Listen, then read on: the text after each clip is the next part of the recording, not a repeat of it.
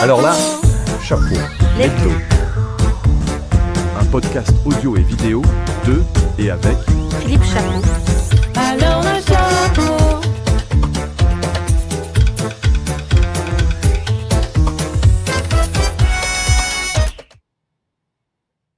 Alors là, chapeau, le podcast qui salue celles et ceux qui font la radio d'aujourd'hui, d'hier et de demain. And I'm going to switch to English on my podcast because we are with Dave Sturgeon that I got to know you on LinkedIn actually, which is not very original because we when you're a professional you use a lot LinkedIn. I use a lot LinkedIn professionally, and I just read about the truth, your truth about radio, which is not only yours.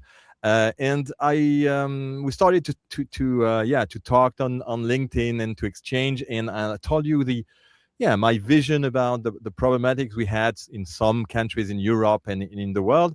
And I said, well, we have to make an episode with Dave. Thank you very much for accepting, Dave.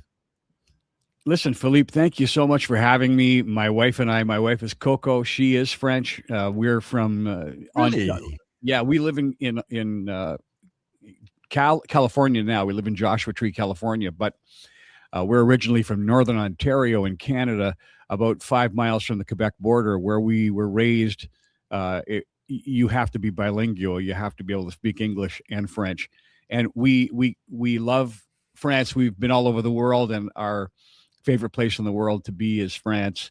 We come often and have considered moving there, but I have a little bit of French. I can speak a little bit, but my wife is fully bilingual with her French. Her family, their maiden name was Renard, but her mom's is Roy, and so a rich French heritage on her side of the family.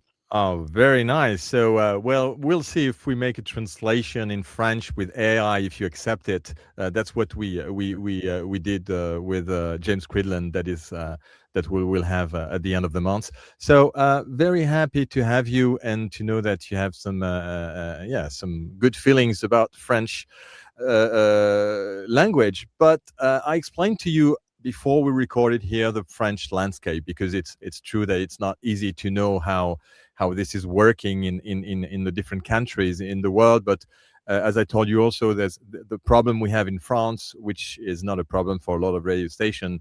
But the reality is that audience have a hard time. The audience measurement is also problematic in many countries, and we know how it's done, which is not the way the digital audience is made, and with the, as we call it, the KPIs, the key performing indicators that buyers needs if they want to buy advertising, which is the core of the business in private radio business. So you have been working 40 years into the radio industry, but not only the radio. You started in a small station, then you went into big station, then you went into an agency as well, and now you write that book, which is The Truth About Radio. And when I wrote the book, I said, wow, this is great. We need to have you at the Paris radio show. So, well, you're cordially invited if you want. If it's in 2 weeks, so it's maybe short in terms of timing, very short notice. But I said it was really interesting for me, and maybe I'll use part of it at the show to maybe give ideas to radio station how to move forward, because we have that issue, which is how a radio station today that doesn't have really a lot of singularity, as I told you before we started the recording, can manage to use all the good ideas that you give in your books, which for me is maybe in 5 years, when the radio station will take risks again, will do as they did in the 80s or the 90s, where they got crazy ideas and they could do anything they wanted. We had more than 2,000 stations in France. Now we have still 1,200, but everyone is looking the same. There's only like 4 to 5% of radio stations that are really taking risks. In the States, I know that it's different, but I guess you face that as well. Yeah, for sure. There's been erosion in terms of radio's dominance in the audio world over the years. That happened when TV first came on the scene. It happened when the iPod then came on the scene. It happened when, in North America, XM satellite came along. It happened then when Spotify came along, and it continues to endure.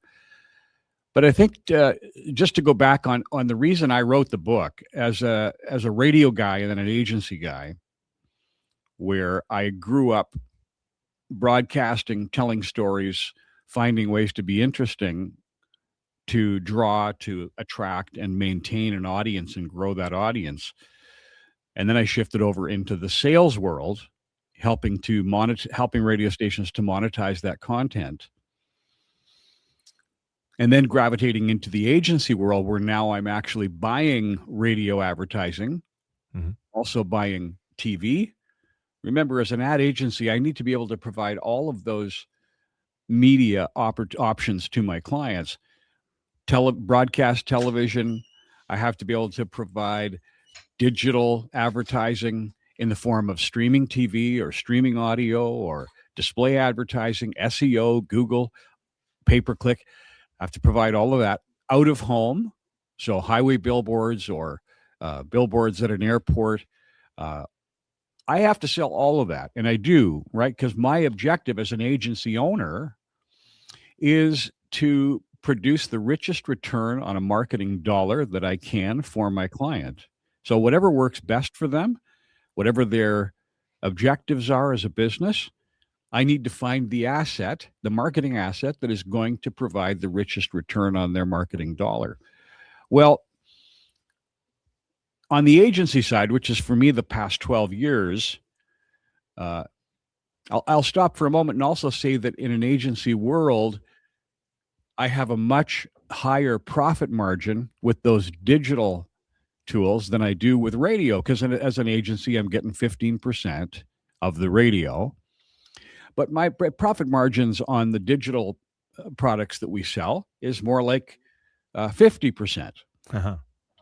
So if money is the motivation, which of those products am I going to be trying to sell to my clients on a daily basis, right? It's in my best interest financially to sell the products that make me the most money. Okay. So we've tried them all over the past 12 years. We would lay radio in as the foundational investment, and then we would layer with maybe some TV or some cable TV, maybe some streaming TV. And inevitably, my clients, 350 clients in, 210 markets across North America and Canada and the US, inevitably, they come back to me and say, no, let's just put our money on radio. So there's this argument about the fact that radio is hard to create attribution for. Radio doesn't have a dashboard, but analytics don't compare to results. It's nice to have analytics, and sometimes, these younger marketing people come up, they love spots, they love dots, they love to be able to analyze and look at numbers, and that's great, but customers don't care about your click-through rate. Customers care about being moved by a message that makes them feel something. And so, voilà, c'est la fin de cette partie d'Alors là, Chapot, disponible gratuitement. C'est déjà fini ? Eh oui, c'est fini. Mais si vous désirez découvrir la suite de cet épisode, retrouvez-nous sur la lettre.pro/ALC en majuscule, ALC. Et souscrivez à un abonnement pour accéder à tous nos contenus. Ah ben d'accord. Ben j'y vais alors.